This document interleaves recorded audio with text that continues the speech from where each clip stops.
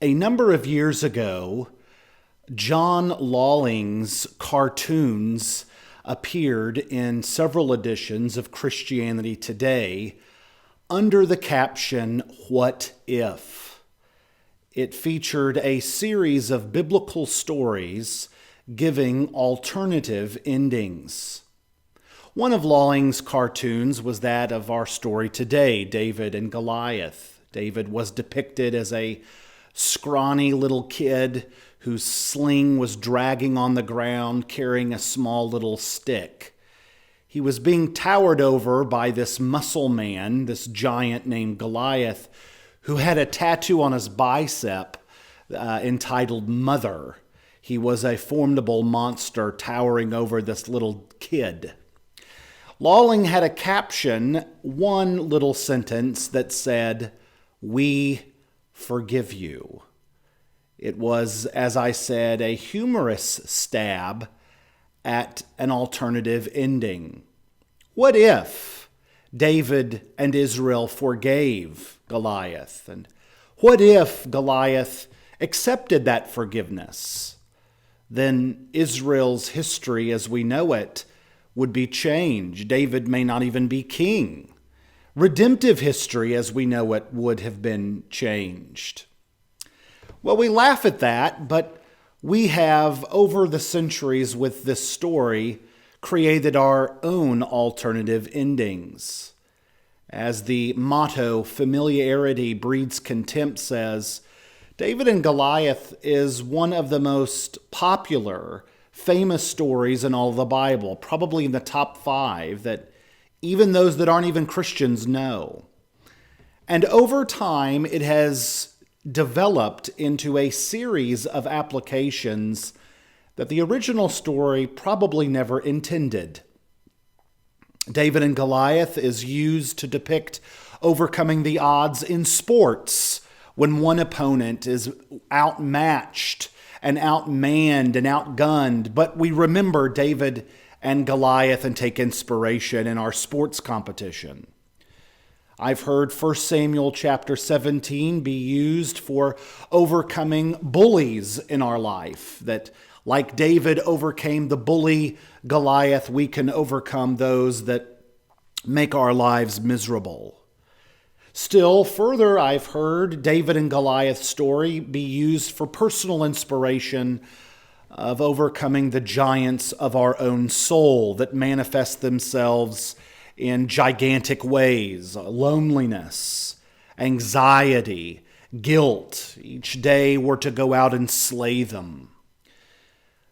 In other words, we, like the cartoonist, have created our own alternative what-if ending. Because for all these scenarios, the point is, that is not what the story of David and Goliath means. Not even close. The story of David and Goliath has nothing to do with sports, your own personal bullies, or your self-esteem problems. It has everything to do with what the text says and what it means in its context. And I want to tell this story again. I hope to show its beauty. The hints of its major theme can be within the words and phrases that are used throughout. One phrase that is used repetitively 6 different times, as a matter of fact, is a form word that is translated mock or insult or deride or defraud. In other words, that seems to be the main action line in this story, that someone is mocking someone else. Another phrase that is not used repetitively throughout this text, but actually used sparingly, not only here, but in the entire Old Testament. A phrase that may shock us that it's used so sparingly. In fact, it only occurs here and in one other place in the entire Old Testament. It is the phrase, "I come in the name of the Lord." If we take these 2 phrases, we can construct, I think, What is the main drama of this story, the main point of our sermon? David is coming to fight for the name of the Lord that is being mocked and trampled upon. Or maybe a bit more provocative, David is coming to fight against those who mock the name of the Lord. If you understand that, I think you have this story.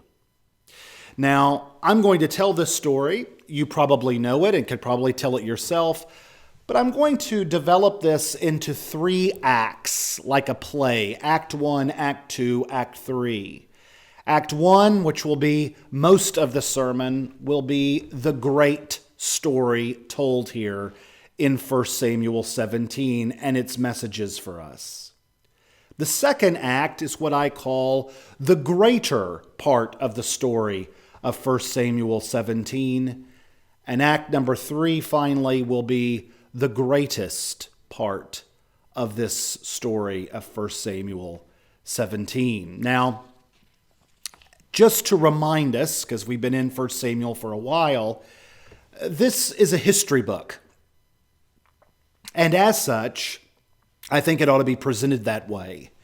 Expositional preaching is not only the context and text and preaching it accurately, but also the style.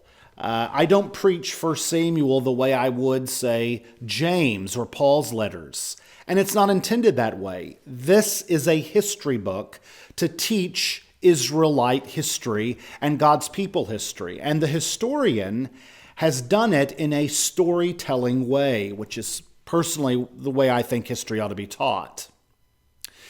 Now, he provides some background that I think is helpful for this story if we're to understand it. In 1 Samuel 17, we are reintroduced to the arch rivals of Israel, the Philistines. We haven't watched them in a chapter, but here they emerge again. They're really the Joker to the Israelite Batman. For 200 years, they are locked into an on-again, off-again struggle with Israel. They were a little superior to Israel during this Iron Age. They outmanned them, outgunned them, outskilled them in terms of armaments. And the Philistines were really sea people. They had 6 major cities close to the Mediterranean Sea, and they viewed Israel as hill people, hillbillies, that had sort of a rough connection with 12 tribes. As long as the Hebrews behaved themselves, Philistia would tolerate them and even tax them. But of recently, in the events leading up to chapter 17, Israel had gotten too big for their political britches. Not once, but twice, as we have already seen, the crown prince, the son of King Saul, Jonathan, had, in a surprising turn of events, routed 2 different Philistine garrisons, sending thousands of armies back to Philistia. They regrouped, and they come back with an iron fist. They come into Israelite territory, into the land of Benjamin, and there is where we pick up in chapter 17, where King Saul, who himself knows the land of Benjamin, that's where he's from, has formed a local militia to go out and fight against Philistia that are invading their lands again. Now, this local militia are not professional soldiers. Saul does not have a national army. They are unarmed, inexperienced, basically farmers and peasants come out to defend their land. Saul and Philistia meet in a rocky area about 13 miles west of Bethlehem. There are 2 mountain ranges, and Philistia is on one side, Israel's on the other. There is a flat land valley between them with a small brook that goes between and cuts that valley. Saul and his army have chosen the high ground. They have entrenched themselves into some rocky ledges, so the Philistines would have to march across this flat valley in the open field, cross a ravine, a brook, and then scale uphill in mountain, cliffy, rocky area. It would be virtual suicide. So how 1 Samuel 17 begins is in what we call a stalemate. Both armies have no activity, no fighting, no bloodshed, nothing. The Philistines come up with an ingenious plan. They decide that they'll try to bait Israel out into the open ground and fight them. And they do it by sending in their best warrior to sort of trash talk Israel into fighting. Now, what they do is actually a fairly common thing in the ancient world. They challenge their best against Israel's best. The way to do this was to decrease bloodshed, and the agreement would be, look, we fight to the death, and whoever wins, it's winner take all. And that's exactly the opening story of 1 Samuel chapter 17. We're introduced to this warrior. He stands as one of the Bible's most infamous villains. His name is Goliath. He comes from one of the 6 Philistine cities of Gath. Now, centuries later, when we tell this story, we call him the giant. David fought the giant. But actually, nowhere in this story is the word giant used to describe Goliath. Actually, the term that is used 3 different occasions to describe him is the term champion. Goliath is the undisputed, undefeated champion warrior of Philistia. He's never lost a fight. He's 20-0, all KOs. And one can understand why. If you read the description line by line of Goliath, we realize that he is a 9-foot, 9-inch tall warrior. The armor alone that he wears weighs 126 pounds. The iron head of his javelin weighs a whopping 16 pounds. This is a fearsome dude. And so it is no shock that we read at the end of verse 11 that King Saul and all of Israel are both impressed by him and depressed by him. And so that is the first part of our story. But verse 12 turns it all on its head when the historian writes, "Now David." We are given David's pedigree in verse 12. We met him, of course, a chapter before, but now we're given another reminder of who he is. He is Jesse's youngest son, and a repetitive feature about him is that he is a shepherd boy. David, if you really want to do some amazing reading in a creative and clever way, remove all of the details of this chapter and only read the words of David. If you do so, you're going to know what is going on in this story. You're going to know what David is going to do about it. And you're going to know why he's going to do about it, why he's going to do something.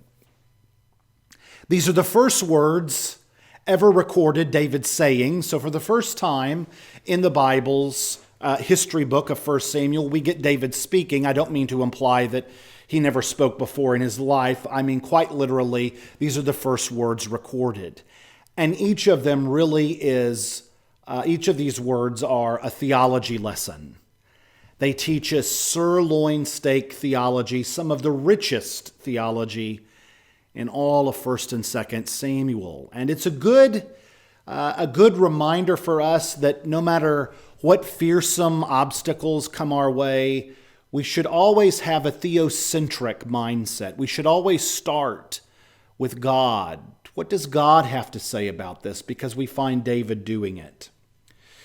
He is a shepherd boy dispatched to provide food and resources to his 3 oldest brothers that are being conscripted to fight in this army. Remember, it's close to Bethlehem. So about a day's walk back and forth, and David has evidently gone up there several times. He goes up to hear the reports of war and to provide his brothers provision. And on one of his trips, he finds out about Goliath. Evidently, this has been going on, but he didn't know.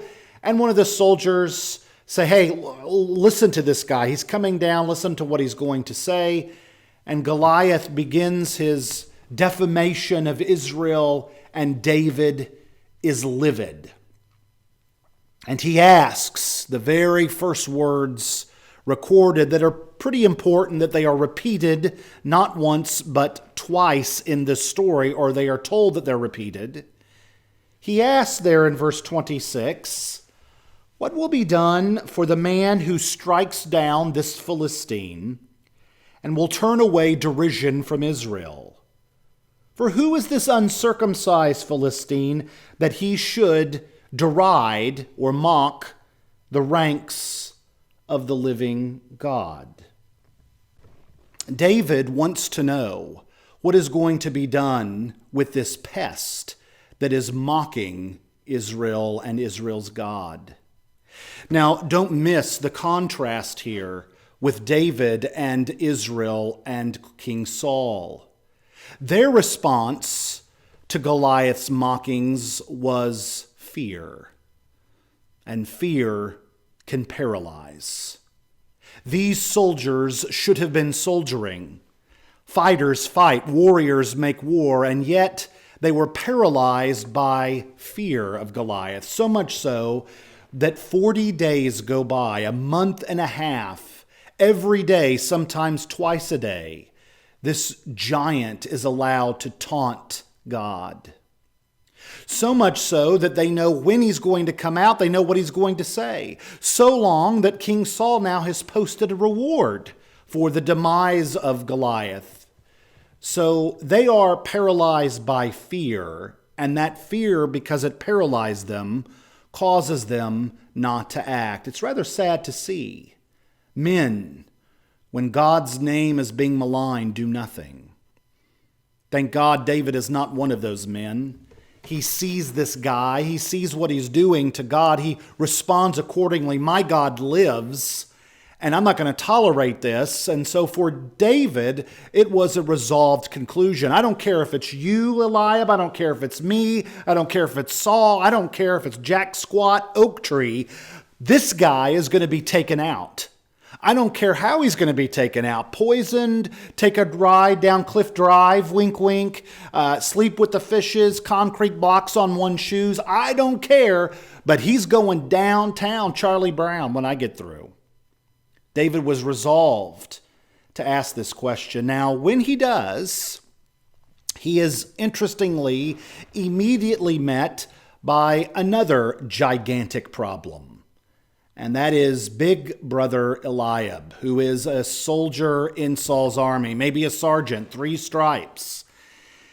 And Eliab comes in, basically, he is the contempt of Goliath. He shows the same contempt for David that Goliath does when Eliab looks at his brother and says, why have you come down? And with whom have you left those few sheep in the wilderness? I know your insolence and the evilness of your heart. You've come down to see the battle. Now, if Eliab was so worried about David, why wasn't he doing something? But we can see all of this contempt, this insulting of David. You're just a little shepherd boy. You come up here to stick your nose where it doesn't belong. Why don't you go back where you belong? For David's part, to respond to this really is amazing and instructive, isn't it? He doesn't respond with tit for tat. He simply asks, what have I done? And then he turns his back, walks away, and basically ignores Eliab, only to repeat the question he asked prior. A lot of Christians, sadly, will get their feelings hurt, will get upset about something and make mountains out of molehills and molehills out of mountains. They'll get get all worked up on secondary matters and negate the important matters. The Apostle Paul brings this up in his pastoral letters and says, look, a soldier does not entangle himself in civilian life. Stay on point for the gospel. Too many people major on the minors and minor on the majors and get knocked off the course. David would not allow himself to get caught up in some sibling rivalry by a bitter older brother, go tit for tat and get to an argument. No, he was single-minded. This giant needs to be taken care of. Then he is conferred with King Saul, who hears about this little teenager, admires his pluck, likes his spitfireness, and calls him in. Now, if Eliab, who acts like Goliath in showing contempt for David, Saul acts like Goliath in having the mind of the giant. He brings David in thinking, I'm going to have some brave warrior I didn't know about, and what should his wondering eyes see but a teenager and a shepherd boy? And Saul, here in chapter 17, mimics the exhortation of God in chapter 16. Man looks on the outward, but God looks on the heart. Saul probably pats him on the back and says, I appreciate your effort here, your intention, but look, you are not able to fight this guy because you're but a youth, and he's been fighting from his youth. That must have rubbed David to his quick. You're not able. You don't have the ability to fight because you're too young. Saul, of course, is offering a mere opinion, and David responds with facts, which is always good in our life. We tend, when we go through our own adversities, to lean on our feelings, on our senses, on our impressions, rather than on the bedrock truth of God's word. David wants the facts. And so David whips out his CV to Saul and says, look, Your Royal Highness, let's talk about a few things. And David shows his resume. Now, there are things that we know about this shepherd boy. We know that being a shepherd out in the field, taking care of the flock, means you have a lot of alone time. There's no record of armies being shepherds. You're pretty much playing solitaire. And we know for a fact that David had time well spent out in those fields. He wrote a lot of poetry, for example, and he set that poetry to music. And so many of those singing poems became in a hymn book known as the Psalms. You and I, when we're discouraged and we're hurting and need comfort, we run to these poems penned by a shepherd boy who wrote them out in the field. The Lord is my shepherd, for example. So David, the shepherd boy, was a poet, a musician. We also know that when he spent time out in those fields, he meditates on God. He tells us this time and time again. Maybe he also daydreamed of what his life in God would be like 10 years from now. But here, David tells Saul that one of my jobs as a shepherd boy was not here to be a musician or a poet or a meditator, but to be a fighter. To be a shepherd means that you had better be a fighter, because there may be days where the only thing between predator and prey is you. So you'd better learn how to get mean and nasty, because if you don't, you might be dead, and those sheep certainly will. And he tells the story that once there was a lion in the fold. I didn't say to that lion, lion, you're the king of the beast. You're taking care of the food chain. What's one lamb? Off you go. No. I went out and I killed that lion. Another time a bear came in the sheepfold and I didn't negotiate with the bear. I didn't say, hey, Mr. Bear, over there is honey in that oak tree. Why don't you take it instead of some sheep? No, I went up to him, I pulled his beard, and with my bare hands, I killed him.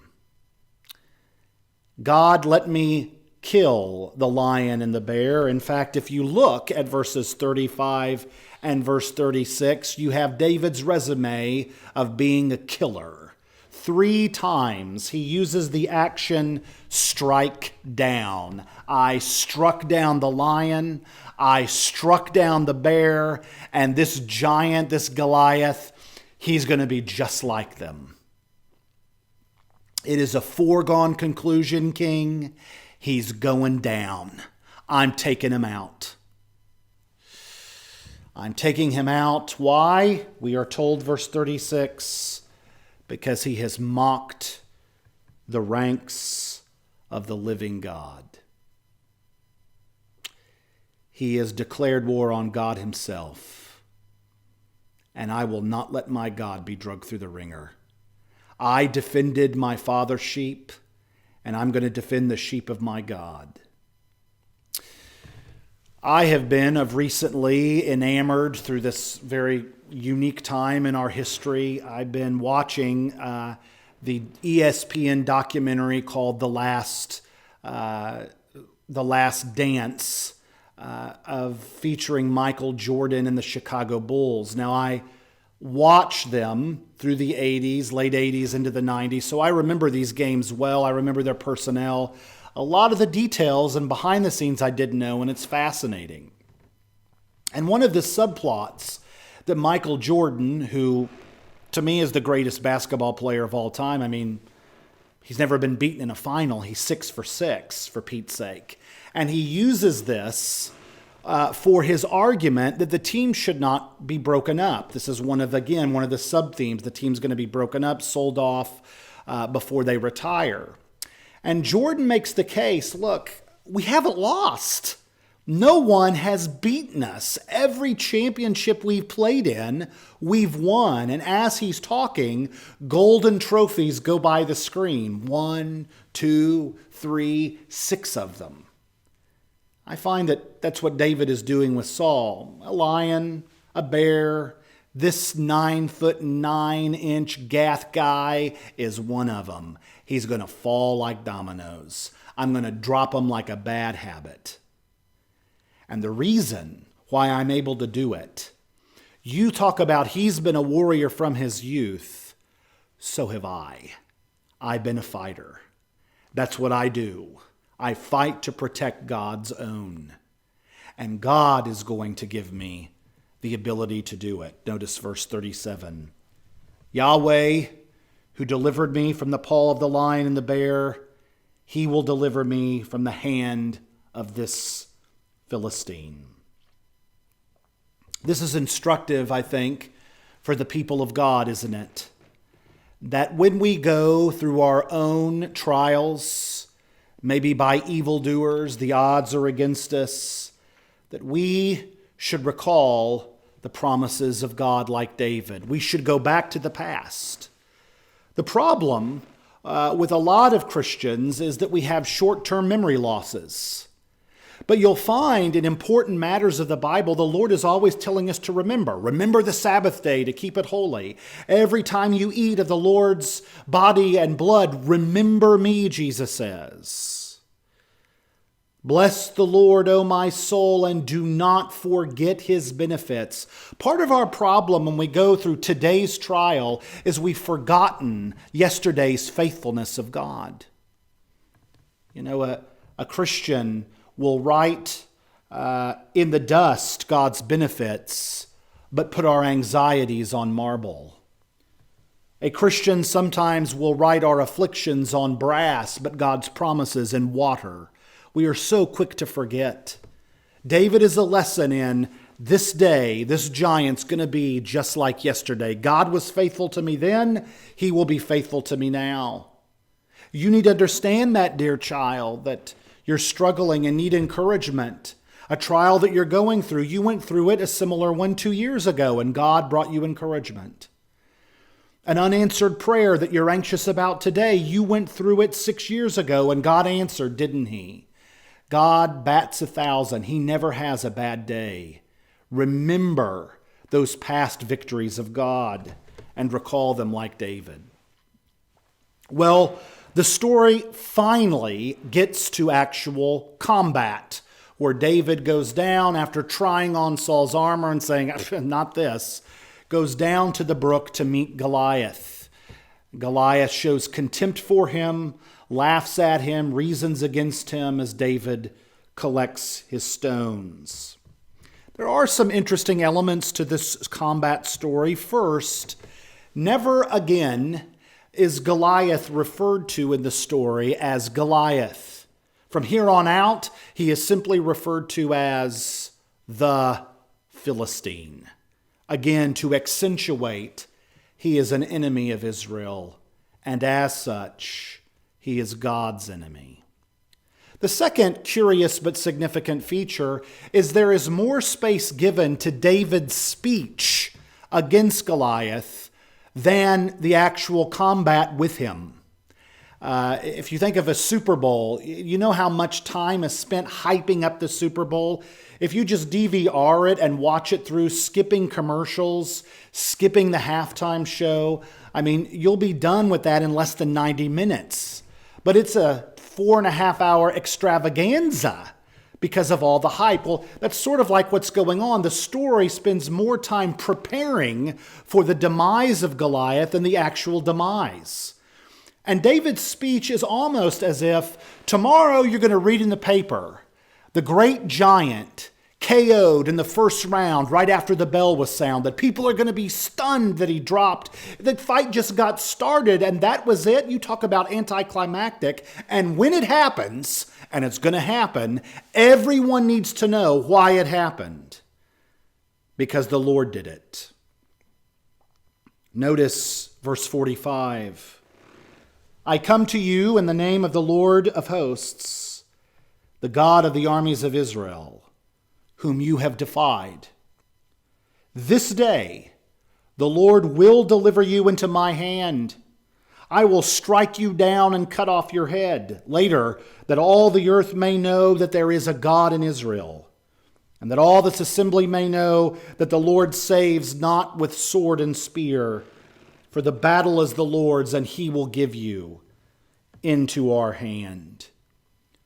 You can imagine Goliath here listening to this, laughing it off, being more and more indignant and showing contempt for this little yahoo, pimple-faced, calic-infested, freckle-faced little teenager. Goliath, you are the fly and I'm the fly swatter. Goliath, your dead corpse is mine. I'm the lawnmower. Israel saw a giant. David saw the Lord. Israel saw defeat from a giant. David saw victory from the Lord. Israel questioned, if you kill that giant. David said, when I kill that giant. Israel said, he is so big, we cannot hit him. David announced, he's so big, I cannot miss him. Eliab told David in verse 28, you are a pain. Saul told David in verse 33, you are too green. Goliath told David in verse 42, you are too puny. But God told the entire earth, I am God, the battle is mine. I will use this boy to fight for my name, and victory belongs to me. Now, as I said at the very beginning of this story, the forms for mock and defy and insult are used 6 different places in this story. In verse 10, Goliath announces and admits that he mocks the armies of Israel. Israel's troops in verse 25 acknowledge that he's mocking them. In verse 26, twice, David recognizes that the mockery of Israel is synonymous with the mockery of God. David then asserts this same point with Saul in verse 36 and again with Goliath in verse 45. The driving central focus of this story is the honor of the Lord God's name, his reputation, his glory that he will not give to anyone else. David is essentially saying throughout this story, look, Yahweh's reputation is at stake. That matters to me. Matters enough that I'll risk my life on it. And so at the beginning of this day, when David walked the 13 miles from Bethlehem to this battle scene, he was David the shepherd boy. But as he cuts the giant's head off with his own sword, and he shows it to Saul and Abner's armies that rout the Philistines, David begins as a shepherd boy, but he ends as a giant slayer. And victory belongs to the Lord. Well, that is Act 1, the great story. Act 2, quickly, is the greater part of this story, and that is that 1 Samuel 17 is couched into a larger history. It's not on its own. If we leave it on its own, we come up with modern reinterpretations. David and Goliath is a sports metaphor. David and Goliath is massaging more my morality. David and Goliath is me fighting my self-esteem problem. But it is couched in a long history of Israel, a history that began with Israel demanding of God to give them a king. God said, "You don't want a king." "Yes, we do." "No, you don't." "Yes, we do." And they told God, in effect, in chapter 8, and it was repeated in chapter 9, that the main purpose of our king is to deliver us from our enemies. Now, that is not a wrong thing to ask. This is something God promised them earlier in the Pentateuch.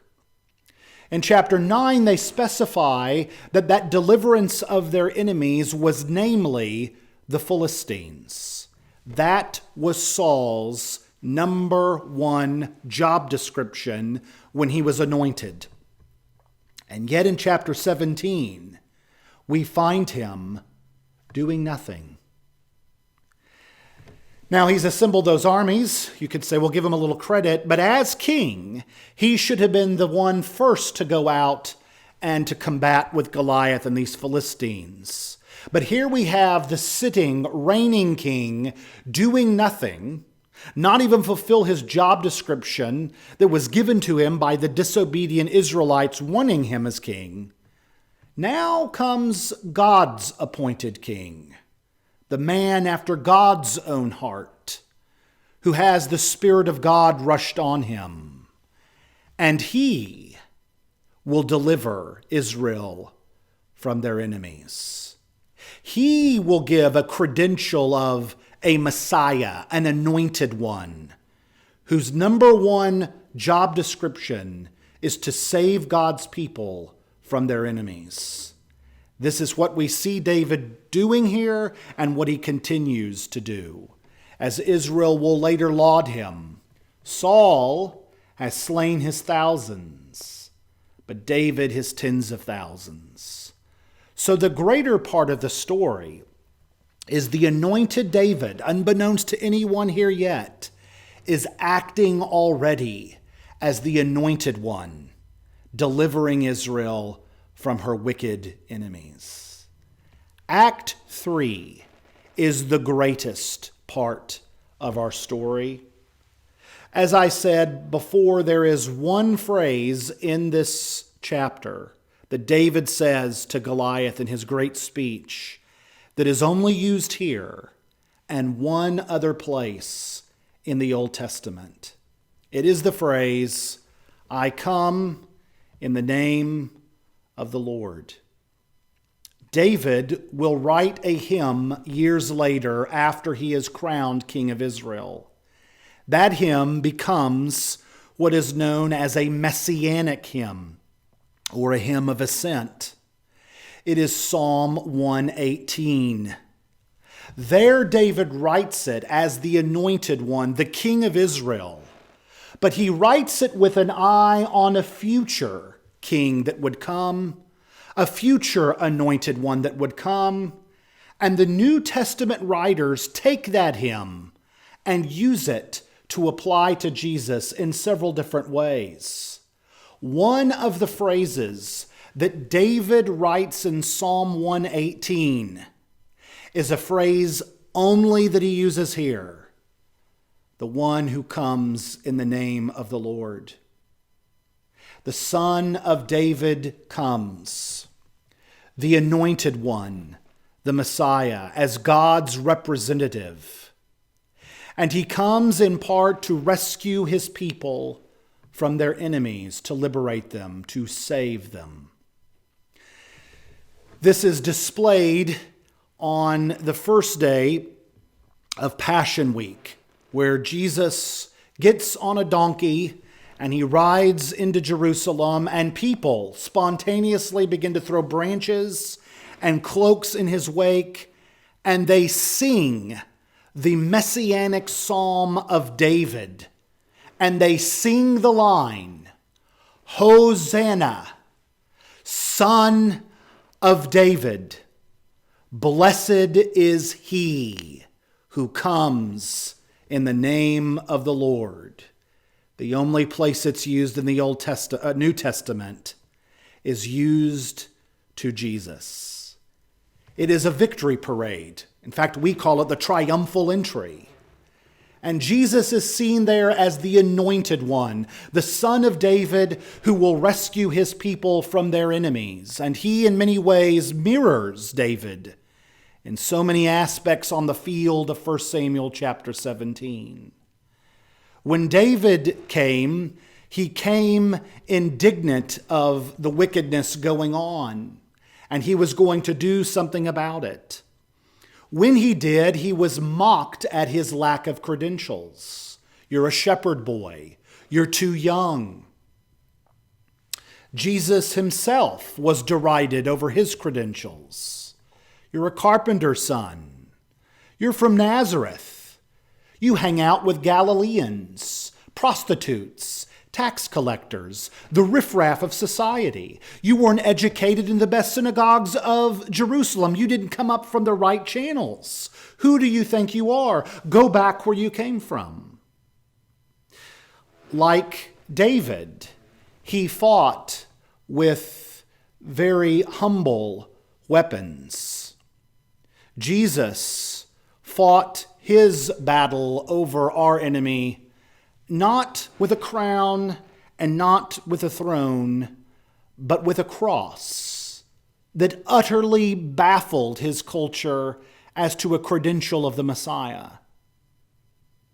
Like David, who went in that battle alone, Jesus went into our battle and achieved victory on his own with the help of nobody else.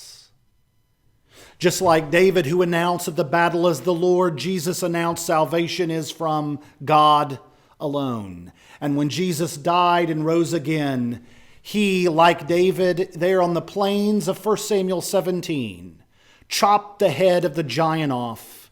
Jesus whacked off our greatest enemy of all, the enemy of death, making a public display of it, championing over it, crushing the head of the snake. O grave, where is your victory? O death, where is your sting? So you see, to apply the story of David and Goliath redemptively is not to apply it morally. I have a bully fighting me. I have a sport, a competition I want to overcome. I have self-esteem problem. No. The battle has already been fought. The giant has already been slayed. Our enemy has already been put to death. The day death died was when Jesus said, "It is finished." And it is finished. And we live our lives in that reality. Reminds me of a story I heard of a young boy who brought to show and tell at his school the tail of a lion. And he told his friends, With my pocket knife, I cut the tail off this lion. And of course, they didn't believe him. But then they felt the tail, and it was a real lion's tail. And then they were in awe of this kid's courage. They wanted to know how this happened. And they made him swear, you cut the tail off this lion. Yes, I did. Finally, one of his chums asked the obvious question, well, why didn't you bring the lion's head? That would have been more impressive. To which the young boy said, well, the head was already gone. Well, it didn't make the boy's struggle and his achievement that grand. Brothers and sisters, the battle has been fought and won. And all of the irritations and adversities we go through has been achieved already in its fullest by the achievement of Christ's death on the cross and his resurrection. Imagine tonight if you were awakened by a burglar in your house that came into your bedroom, flipped on the lights, and stuck a 12-gauge shotgun in your face and said, "Don't move." You would be paralyzed in fear. But if your 7-year-old boy did it and stuck a water pistol in your face saying the same thing, you'd laugh at him. Why? Because he's not fearsome at all. O grave, where is your victory? O death, where is your sting? But thanks be to God who gives us the victory through Jesus Christ our Lord. O victory in Jesus, my Savior forever. He sought me and bought me with his redeeming blood. He loved me ere I knew him, and all my love is due to him. He plunged me to victory beneath that cleansing flood.